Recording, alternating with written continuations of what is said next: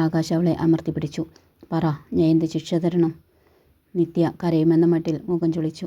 അത് കാര്യമാക്കാതെ ആകാശ് അവളെ കട്ടിലിലേക്ക് കിടത്തി അവളെ ലോക്ക് ചെയ്തു വെച്ചു. പറ നിത്യക്കുട്ടി, നിനക്ക് എന്ത് ശിക്ഷയാ വേണ്ടത്?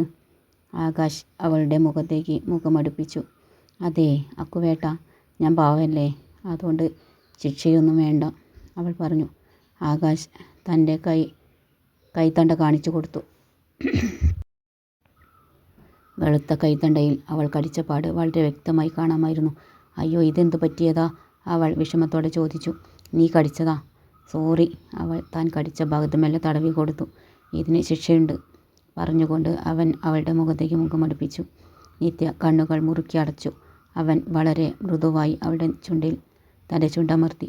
പിന്നെ അവളുടെ കവിളിൽ പതുക്കെ ഒന്ന് കടിച്ചു. നിത്യ എതിർക്കാതെ അടങ്ങിക്കിടന്നു. ആകാശ് തൻ്റെ മുഖം പിൻവലിച്ചു. നിത്യ കണ്ണു തുറന്ന് അവനെ നോക്കി. പിന്നെ അവൻ കടിച്ച ഭാഗത്ത് തടവിക്കൊണ്ട് അവനെ കൂർപ്പിച്ചു നോക്കി. ആകാശ് അവളെ പൊക്കിയെടുത്തു തൻ്റെ നെഞ്ചിൽ കിടത്തി.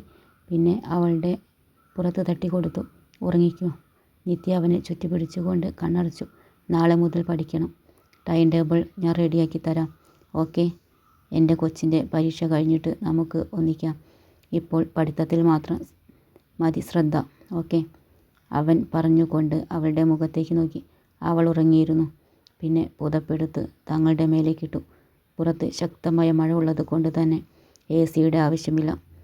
ലൈറ്റും ഓഫ് ചെയ്തു. നിത്യ സുഖനിദ്രയിലായിരുന്നു. ആകാശ് പോയതോടെ ആദി ആ വീട്ടിൽ ഒറ്റയ്ക്കായിരുന്നു. ആദിക്ക് മടുപ്പ് തോന്നി. പാറുവും മൂർത്തിയും അവനെ അങ്ങോട്ട് വിളിച്ചെങ്കിലും അവൻ പോയില്ല. കല്യാണം അടുത്തു വരുന്നു. ആകാശമില്ല. ജോലിഭാരവും കൂടുതൽ.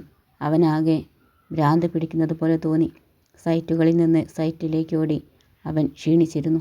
ആകാശിനോട് തിരിച്ചു വരാൻ പറയാനും അവന് നിവൃത്തിയില്ല. രാത്രി അവൻ വളരെ നേരം ലാപ്ടോപ്പിൽ ജോലി ചെയ്തു. അവസാനം സ്ക്രീനിൽ നോക്കി കണ്ണ് വേദനിച്ചപ്പോൾ അവൻ ലാപ്ടോപ്പ് ഓഫ് ചെയ്തു കണ്ണടച്ചുകൊണ്ട് കട്ടിലിലേക്ക് മലർന്നു. പിന്നെ അവൻ കണ്ണു തുറക്കുന്നത് പിറ്റേന്ന് രാവിലെ. ആദി എഴുന്നേറ്റ് ബാത്റൂമിലേക്ക് നടന്നു. പല്ല് ബ്രഷ് ചെയ്തു ഒന്ന് ഫ്രഷായി ഇറങ്ങി. കിച്ചണിൽ ചെന്നു ഒരു കട്ടൻ ചായ ഇട്ട് കുടിച്ചു. ആകാശ് ഉണ്ടാവുമ്പോൾ ഇതൊക്കെ അവൻ്റെ പണിയാണ്. അപ്പോഴേക്കും പാറു എത്തിയിരുന്നു. ഇപ്പോൾ 2 ദിവസമായി രാവിലെ പാറുവാണ് ബ്രേക്ക്ഫാസ്റ്റ് കൊണ്ടുവരുന്നത്. ഇതെന്താ ആദിയേട്ടാ, കുളിച്ചിട്ടൊന്നുമില്ലേ? സമയം നോക്കിയേ. ആദി അപ്പോഴാണ് സമയം നോക്കുന്നത്. 8 മണി. പോയി കുളിച്ചിട്ട് വാ, ചായ കുടിക്കാം, ഇത് തണുക്കും, അവൾ പറഞ്ഞു. ആദി അതിനു മുമ്പേ ബാത്റൂമിലേക്ക് ഓടിയിരുന്നു. പെട്ടെന്ന് കുളിച്ചിറങ്ങി സ്യൂട്ടും ധരിച്ചു. ടൈ ശരിയാക്കിക്കൊണ്ട് അവൻ എത്തുമ്പോൾ പാറു ചായ ടേബിളിൽ റെഡിയാക്കിയിരുന്നു. ഇന്ന് അപ്പവും മുട്ടക്കറിയുമാണ്. അവൻ ഒരു അപ്പം എടുത്ത് പ്ലേറ്റിലേക്കിട്ടപ്പോൾ പാറു 3 എണ്ണം കൂടി എടുത്തിട്ടു കൊടുത്തു. കറിയും ഒഴിച്ചു കൊടുത്തു. ആദി നെറ്റി ഒഴിഞ്ഞുകൊണ്ട് ഒരു നിമിഷം ഇരുന്നു. പിന്നെ കഴിച്ചു തുടങ്ങി. പാറു അപ്പോഴേക്കും ആദിയുടെ ബ്ലാക്ക് ഷൂ പോളിഷ് ചെയ്തു വെച്ചു. സോക്സും എടുത്തു കൊടുത്തു. ആദി കഴിച്ചെഴുന്നേറ്റ് കൈയും വായും കഴുകി പാറു കൊടുത്ത ടർക്കിയിൽ തുടച്ചുകൊണ്ട് സോക്സും ഷൂവും എടുത്തിട്ടു. അപ്പോഴേക്കും പാറു ബാക്കിയുള്ള ഫുഡ് അപ്പുവിനെ വിളിച്ചു കൊടുത്തയച്ചു. ആദി ടൈ ശരിയാക്കിക്കൊണ്ട് ഫോണും ലാപ്ടോപ്പും എടുത്ത് പുറത്തിറങ്ങി. പാറു വാതിൽ പൂട്ടി താക്കോൽ ആദിയെ ഏൽപ്പിച്ചു. 2 പേരും അവരവരുടെ കാറിൽ കയറി തങ്ങളുടെ ഓഫീസിലേക്ക് തിരിച്ചു. ആകാശാണ് രാവിലെ ആദ്യം എഴുന്നേറ്റത്. സമയം നോക്കിയപ്പോൾ 7:30. നിത്യയാണെങ്കിൽ അവനെ ചുറ്റിപ്പിടിച്ച് നല്ല ഉറക്കം. അവൻ അവളെ ഉണർത്താൻ നോക്കിയെങ്കിലും അവൾ തിരിഞ്ഞു കിടന്ന് ഉറക്കം തുടർന്നു. പിന്നെ അവളെ വിളിക്കാതെ ആകാശ് എഴുന്നേറ്റ് ടവലും എടുത്ത് ബാത്റൂമിലേക്ക് നടന്നു. ബ്രഷ് ചെയ്തു കുളിച്ച് ഫ്രഷായി അവൻ താഴേക്ക് പോയി. അമ്മേ, ചായ, അവൻ വിളിച്ചു പറഞ്ഞുകൊണ്ട് ഉമ്മറത്തു കസരയിലിരുന്ന വിശ്വൻ്റെ കയ്യിൽ നിന്ന് ന്യൂസ് പേപ്പർ തട്ടിപ്പറിച്ചുകൊണ്ട് അരമതിലിൽ ചെന്നിരുന്നു. ഒരു ഷീറ്റ് താടാ. വിശ്വൻ പിന്നാലെ പോയി. അവൻ ഒരു ഷീറ്റ് കൊടുത്തു. അതുമായി അയാൾ ആദ്യം ഇരുന്ന ചെയറിൽ വന്നിരുന്നു. മാലതി ആകാശിന് ഒരു കപ്പ് ചായ കൊണ്ടുകൊടുത്തു. എനിക്കില്ലേ? വിശ്വൻ ചോദിച്ചു. ഞാൻ നേരത്തെ തന്ന ചായ ഇവിടെ? അവർ ചോദിച്ചു. അപ്പോഴാണ് വിശ്വന് അത് ഓർമ്മ വന്നത്. ചായപത്രം വായിക്കുന്നതിനിടയിൽ എവിടെയോ ഒന്ന് വെച്ചിട്ടുണ്ട്. പക്ഷെ മറന്നുപോയി. ചുറ്റും നോക്കിയപ്പോൾ വലതുഭാഗത്ത് കസേരയുടെ താഴെയായി ചായക്കപ്പ് കണ്ടു. അത് തണുത്തിരുന്നു. അയാൾ ദയനീയമായി മാലതിയെ നോക്കി. എടീ, ഒരു കപ്പ് ചായ കൂടി. ഇത് തണുത്തു. എനിക്ക് പാടത്തേക്ക് പോകാനുള്ളതാ. അവിടെ പണിക്കാരുണ്ട്. ഇന്ന് കൊയ്ത്താണ്. എനിക്ക് വേഗം പോകണം, അയാൾ പറഞ്ഞു. മാലതി ഒരു കപ്പ് ചായ കൂടി കൊണ്ടുകൊടുത്തു. അയാൾ അത് കുടിച്ചു. ബാത്റൂമിലേക്ക് പോയി. കുളിച്ചു ഫ്രഷായി.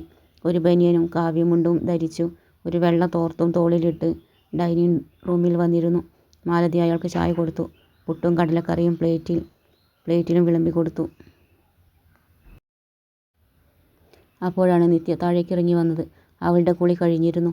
മുടി വെള്ള തോർത്തിൽ ചുറ്റിക്കെട്ടി വച്ചിട്ടുണ്ട്. ഒരു ജീൻസും ടോപ്പുമാണ് അവളുടെ വേഷം. ഗുഡ് മോർണിംഗ് അമ്മ. ഗുഡ് മോർണിംഗ് അച്ഛാ.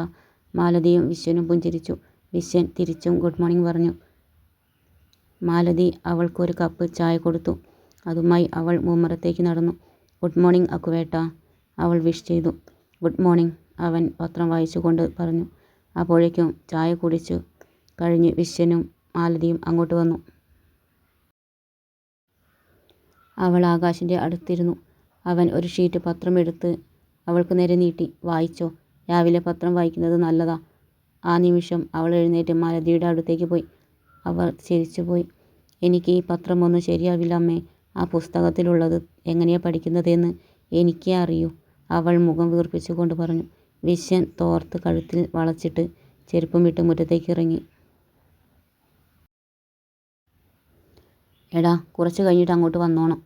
എനിക്ക് വയ്യ എല്ലാം കൂടി നോക്കാൻ, പറഞ്ഞിട്ട് വിശ്വൻ പാടത്തേക്ക് പോയി. എങ്ങോട്ടാ കുവേട്ടൻ പോകുന്നേ? നിത്യ ചോദിച്ചു. പാടത്തേക്ക്. അവിടെ നിന്ന് കൊയ്ത്താണ്. മഴ പെയ്തതുകൊണ്ട് നെല്ല് വേഗം കൊയ്യണം, അല്ലെങ്കിൽ അത് കേടുവരും, മാലതി പറഞ്ഞു.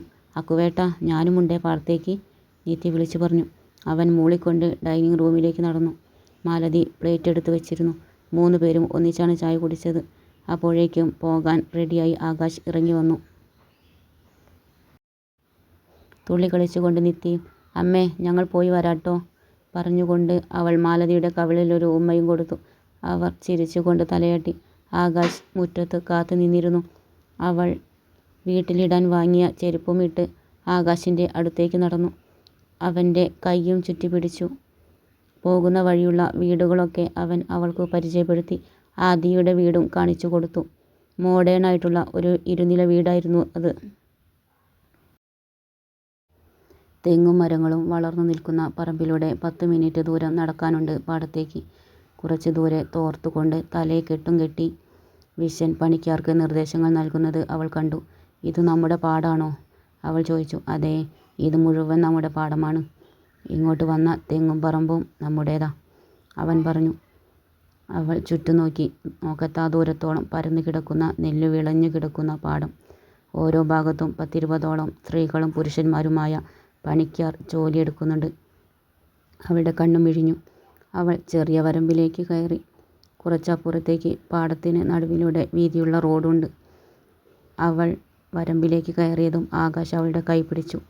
മഴ പെയ്തതാ, വഴുക്കുണ്ട്, നോക്കി നടക്ക്, അവൻ പറഞ്ഞു. അതെനിക്കറിയാം, ഞാൻ ശ്രദ്ധിച്ചാ നടക്കുന്നേ, എൻ്റെ കൊച്ചു മുതലാളി. അവൾ കുറച്ച് ദൂരെ നിൽക്കുന്ന വിശ്വൻ്റെ അടുത്തേക്ക് ഓടി. എടീ, വീഴും, ഓടല്ലേ, ആകാശ് വിളിച്ചു പറഞ്ഞു. ഞാൻ ശ്രദ്ധിക്കുന്നുണ്ട്, വിളിച്ചു പറഞ്ഞുകൊണ്ട് നിത്യ തിരിഞ്ഞു. വലിയ മുതലാളി, ഉറക്കെ വിളിച്ചുകൊണ്ട് നിത്യ പിന്നെയും വിശ്വൻ്റെ അടുത്തേക്ക് ഓടി. വിശ്വനും പണിക്കാരും തിരിഞ്ഞു നോക്കി. അവൾ വിശ്വനെ നോക്കി കൈ ഉയർത്തി കാണിച്ചു. പെട്ടെന്ന് അവളുടെ കാലൊന്ന് സ്ലിപ്പായി. അതാ കിടക്കുന്ന പാടത്ത്. കൊയ്ത്ത് കഴിഞ്ഞ ഭാഗമായിരുന്നു അത്. ആകാശ് പൊട്ടിച്ചിരിച്ചു. എങ്ങനെയൊക്കെയോ അവൾ എഴുന്നേറ്റു നോക്കിയപ്പോൾ ഡ്രസ്സിലും പിന്നിയിട്ട മുടിയിലും കയ്യിലും മുഖത്തും എല്ലാം ചെളി. തിരിഞ്ഞു നോക്കിയപ്പോൾ വിശ്വനും പണിക്കാരും ചിരിയോട് ചിരി. അവൻ ഒരു വിധത്തിൽ ചുവടുറപ്പിച്ചു അവളെ വലിച്ചു കയറ്റാൻ ശ്രമിച്ചു. അവൾ 2 കൈ കൊണ്ടും അവൻ്റെ ടീഷർട്ടിൽ പിടിച്ചു വലിച്ചു. അങ്ങനെ ആകാശവും പാടത്ത് ചെളിയിലെത്തി. നിത്യ പൊട്ടിച്ചിരിച്ചു. ഇനിയൊന്ന് ചിരിച്ചേ മോനെ, ഞാനൊന്ന് കാണട്ടെ, അവൾ ഇടുപ്പിൽ കൈ കുത്തിക്കൊണ്ട് ചോദിച്ചു. ആകാശ് ഒന്നും മിണ്ടിയില്ല. ആകാശ് എഴുന്നേറ്റ് സ്വയം ഒന്ന് നോക്കി. പിന്നെ ഒരു വിധത്തിൽ വരമ്പിലേക്ക് കയറി വീട്ടിലേക്ക് പോകാൻ തിരിഞ്ഞു.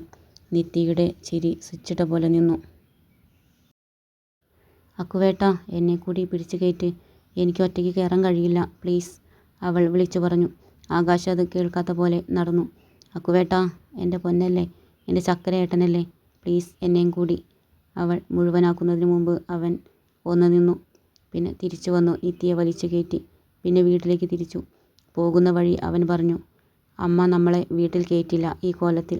നോക്കിക്കോ. അമ്മ കയറ്റും. ഞാൻ പറഞ്ഞാൽ അമ്മ കേൾക്കും. പിന്നെ കുളിച്ച് മാറ്റാൻ ബാത്റൂമിൽ പോകണ്ടേ? വീടിന് പുറത്ത് ബാത്റൂമുമില്ല. എന്തായാലും ഡ്രസ്സ് മാറ്റാൻ അമ്മ നമ്മളെ വീട്ടിൽ കയറ്റും. നിത്യ ആത്മവിശ്വാസത്തോടെ പറഞ്ഞു. എനിക്ക് തോന്നുന്നില്ല, കണ്ടറിയാം, അവൻ പറഞ്ഞു. വീട്ടിലെത്തിയ നിത്യ ഉമ്മറത്തേക്ക് കയറാൻ പോയപ്പോൾ ആകാശ് തടഞ്ഞു. പിന്നെ കൈവിരൽ തുടച്ചുകൊണ്ട് കോളിംഗ് ബെൽ അടിച്ചു. മാലതി വാതിൽ തുറന്നു. അവരുടെ കോലം കണ്ട് മാലതി ചിരിച്ചുപോയി. പിന്നെ കനത്തോടെ മൂളി, എന്താ അമ്മേ? അതുണ്ടല്ലോ, ഞാനേ പാടത്ത് വീണു. പറഞ്ഞുകൊണ്ട് അവൾ ഉമ്മറത്തേക്ക് കയറാൻ നോക്കി. മാലതി കൈ നീട്ടിപ്പിടിച്ച് വിലക്കി. അവിടെ നിന്നോണം, ഇങ്ങോട്ട് കയറരുത്. ആകാശ് നിന്നിടത്ത് തന്നെ നിൽക്കുകയായിരുന്നു. അവനറിയാം അമ്മയുടെ സ്വഭാവം. അവനത്ര കണ്ടതാ. ഈ കോലത്തിൽ അകത്ത് കയറിയാൽ രണ്ടിൻ്റെയും കാല് ഞാൻ വെട്ടും, മാലതി പറഞ്ഞു. നിത്യ പകച്ചുപോയി. അമ്മേ, കുളിച്ച് ഡ്രസ്സ് മാറ്റണ്ടേ? അവൾ ചോദിച്ചു. അത് വേണം. ഇല്ലെങ്കിൽ ഇന്ന് പുറത്ത് തന്നെ നിൽക്കേണ്ടി വരും. പിന്നിൽ കുളമുണ്ട്, രണ്ടും അങ്ങോട്ട് നടന്നോ. മാറ്റാനുള്ള ഡ്രസ്സും തോർത്തും സോപ്പും ഞാൻ അങ്ങോട്ട് കൊണ്ടുവരാം. പിന്നെ ഈ ചെളിയായ ഡ്രസ്സ് കഴുകിയിട്ടോണം, കേട്ടല്ലോ. അവർ തിരിഞ്ഞു അകത്തേക്ക് പോയി. നിത്യ പകച്ചുപോയി. ആകാശിന് കൂസലൊന്നുമില്ല. നിത്യയ്ക്ക് മടുപ്പായി. ഈ ഡ്രസ്സ് എങ്ങനെ കഴുകി വൃത്തിയാക്കും? അവൾ ആകാശിനെ സോപ്പിട്ടു. അക്കുവേട്ടാ, എനിക്ക് ഡ്രസ്സ് വാഷ് ചെയ്യാൻ അറിയില്ല, അവൾ പറഞ്ഞു. എനിക്കും അറിയില്ല. വാഷിംഗ് മെഷീനിൽ ഇടാൻ അമ്മ സമ്മതിക്കില്ല, അവനും പറഞ്ഞു. പിന്നെ എന്തു ചെയ്യും?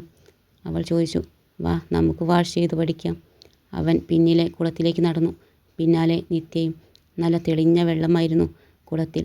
ആകാശം ഒരു ചാട്ടം കുളത്തിലേക്ക്. അവൻ്റെ മേലുള്ള ചെളി മുഴുവൻ വെള്ളത്തിൽ പടർന്നു. നിത്യയും നിവൃത്തിയില്ലാതെ വെള്ളത്തിലിറങ്ങി. ആദ്യം അവൾ മുടിയിലെ ചെളി കഴുകി തുടങ്ങി. ആകാശം സഹായിച്ചു. പിന്നെ അവളെ പിടിച്ച് വെള്ളത്തിലേക്ക് തള്ളി. പുഴയിൽ കുളിച്ച് നീന്തി പരിചയമുള്ള നിത്യയ്ക്ക് കുളമൊന്നുമല്ല. അവൾ കൂസലില്ലാതെ കുളത്തിൻ്റെ മറുകരയിലേക്ക് നീന്തി. ആകാശിന് പേടിയായി. എടീ, അങ്ങോട്ട് പോകണ്ട, അവിടെ ആഴം കൂടുതലാണ്, അടിയിൽ ചെളിയുമുണ്ട്, അവൻ വിളിച്ചു പറഞ്ഞു. പക്ഷേ അവൾ കേട്ടില്ല. മറുകരയിലെത്തി അവൾ തിരിച്ചു നീന്തി. അവന് സമാധാനമായി. അപ്പോൾ നീന്തൽ അറിയാം. അവൻ ദീർഘമായി ഒന്ന് നിശ്വസിച്ചു. അവൾ അടുത്തെത്തിയതും അവൻ അവളെ വലിച്ചു കരയ്ക്ക് കയറ്റി. മാലതി അവർക്കുള്ള ഡ്രസ്സും സോപ്പും തോർത്തുമായി വന്നു. നിത്യ ആദ്യം മുടി സോപ്പിട്ട് കഴുകി. പിന്നെ ആകാശിനെ നോക്കി. നിങ്ങൾ വേഗം കുളിച്ചു പോ മാഷേ, എനിക്ക് കുളിക്കണം, ചെളി മണക്കുന്നു. അവൻ എതിർക്കാതെ വേഗം കുളിച്ചു കയറി. തൻ്റെ ഡ്രസ്സും വാഷ് ചെയ്തു എടുത്തുകൊണ്ട് കയറിപ്പോയി. നിത്യ വിസ്തരിച്ചു കുളിച്ചു. പിന്നെ കുളത്തിൻ്റെ സൈഡ് റൂമിൽ പോയി ഡ്രസ്സ് മാറ്റി വന്നു. തൻ്റെ ഡ്രസ്സ് ഒരുവിധം സോപ്പിട്ട് കഴുകിയെടുത്തു. കുളത്തിൻ്റെ കരയിലുള്ള അയയിൽ വിരിച്ചിട്ടു. ആകാശ് അവിടെ കാത്തു നിന്നിരുന്നു, അവളുടെ മുടി തോർത്തി കൊടുക്കാൻ വേണ്ടി. ഇനി നീ പാടത്തേക്കുണ്ടോ? അവൻ ചോദിച്ചു. ഇല്ല, എനിക്ക് മതിയായി, അവൾ മടുപ്പോടെ പറഞ്ഞു. കൈലാസിനെയും കിഷോറിനെയും ഡിസ്ചാർജ് ചെയ്തു. പിറ്റേന്ന് രാവിലെ അവരെ കേസിൽ നിന്ന് ഒഴിവാക്കി വിട്ടയച്ചു. കാരണം പാറുവിനും പരാതിയില്ല, നിത്യയും പരാതി കൊടുക്കാൻ തയ്യാറായില്ല. അതുകൊണ്ട് തന്നെ സൂരജ് അവരെ വിട്ടയക്കാൻ പറഞ്ഞിരുന്നു. തങ്ങൾക്ക് ലീവില്ലെന്നും US-ലേക്ക് മടങ്ങിപ്പോകുകയാണെന്നും എഴുതി കൊടുത്തു. രണ്ടുപേരും സ്റ്റേഷനിൽ നിന്നിറങ്ങി. കൈലാസിന് വലിയ കുഴപ്പമൊന്നുമില്ല. കിഷോറിന് മുറിവ് ഉണങ്ങുന്നതേയുള്ളൂ. അവരുടെ വില്ല സീൽ ചെയ്തതിനാൽ അങ്ങോട്ട് പോകാൻ കഴിയില്ല. അതിനാൽ അവർ ഒരു ഹോട്ടലിൽ റൂം എടുത്തു. ഡ്രസ്, പാസ്പോർട്ടും മറ്റു രേഖകളും എല്ലാം വീട്ടിലാണ്. കിഷോർ SIയോട് വിവരം പറഞ്ഞു. SI സൂരജിനോടും. പിറ്റേന്ന് തന്നെ സൂരജ് 2 പോലീസുകാരുടെ നേതൃത്വത്തിൽ വീട്ടിൽ നിന്ന് ആവശ്യമുള്ള രേഖകൾ പ്രതികളെ കൊണ്ട് തന്നെ എടുപ്പിക്കാൻ പറഞ്ഞു. 2 സീക്രട്ട് ക്യാമറയും ആ വീട്ടിൽ ഫിറ്റ് ചെയ്യിച്ചു. പോലീസ് തങ്ങൾക്കിട്ട് പണി തന്നത് മനസ്സിലാവാതെ കൈലാസും കിഷോറും വീട് തുറന്നു. എല്ലാം ട്രോളി ബാഗിൽ കുത്തിക്കയറ്റി സ്ഥലം വിട്ടു. കിഷോറും കൈലാസും വീട്ടിൽ കയറി രേഖകൾ മോഷ്ടിച്ചതെന്ന് വരുത്തി തീർക്കാൻ സൂരജ് പറഞ്ഞു. ആകാശും ആദ്യം എന്തോ പ്ലാൻ ചെയ്യുന്നുണ്ടെന്ന് അന്ന് വിശ്വനുമായി സംസാരിച്ചപ്പോൾ തന്നെ സൂരജിന് മനസ്സിലായിരുന്നു. ഇവരുടെ ആയുസ് എത്തി തുടങ്ങിയെന്നും സൂരജിന് മനസ്സിലായി. ആദിക്കും ആകാശിനും ഒരു കുഴപ്പവും വരാതിരിക്കാൻ ആണ് സൂരജ് ഇങ്ങനെ ചെയ്യിച്ചത്. കൈലാസും കിഷോറും പോകാനുള്ള തയ്യാറെടുപ്പ് നടത്തുന്നത് സൂരജ് ആകാശിനെ അറിയിച്ചു. അവൻ ആദിയെയും ആദി ആകാശിനോട് റിവഞ്ചിനു തയ്യാറായിരിക്കാൻ വേണ്ടി പറഞ്ഞു. കിഷോറും കൈലാസും തിരിച്ചു പോകാനുള്ള ടിക്കറ്റ് എടുത്തു. ഇനി 4 ദിവസം കൂടി, അതു കഴിഞ്ഞാൽ US-ൽ. കിഷോർ പറഞ്ഞു. പോകുന്നതിന് മുമ്പ് നമുക്ക് കണക്ക് തീർക്കണ്ടേ? ആ ആകാശ് എന്ന് പറയുന്നവൻ ഇവിടെയില്ല. ആദിത്യൻ്റെ വലംകൈയാണവൻ. ഇനി ആ പെണ്ണിനെ തട്ടിക്കൊണ്ട് പോരണ്ട, സ്പോട്ടിൽ കത്തിയിൽ തീർക്കാം. അതാണ് നല്ലത്. അന്ന് നമുക്കൊരു തെറ്റുപറ്റി, പ്രോപ്പർട്ടി എഴുതി വാങ്ങാനും കഴിഞ്ഞില്ല. സാരമില്ല, പക്ഷേ പോകുന്നതിന് മുമ്പ് അവളെ തട്ടണം, കിഷോർ പകയോടെ പറഞ്ഞു. കൈലാസ് തലയാട്ടി. എന്നാലും അവർ നമ്മുടെ കയ്യിൽ നിന്ന് മിസ്സായി പോയല്ലോന്ന് ഓർക്കുമ്പോഴാ. രണ്ടും നല്ല ഉരുപ്പടികളായിരുന്നു, കൈലാസ് നിരാശയോടെ പറഞ്ഞു. ആ കമ്മീഷണറുടെ മോളെ തന്നെ അടുത്ത വരവിന് നമുക്ക് സെറ്റാക്കണം. അവളെ അങ്ങനെ വിടാൻ എനിക്ക് മനസ്സില്ല. ഇപ്പോൾ കുറച്ച് ദിവസം നമുക്ക് അടങ്ങിയിരിക്കാം, അതാ നല്ലത്, കിഷോർ പറഞ്ഞു. Okay, set. കൈലാസ് കിഷോറിനെ സന്തോഷത്തോടെ കെട്ടിപ്പിടിച്ചു.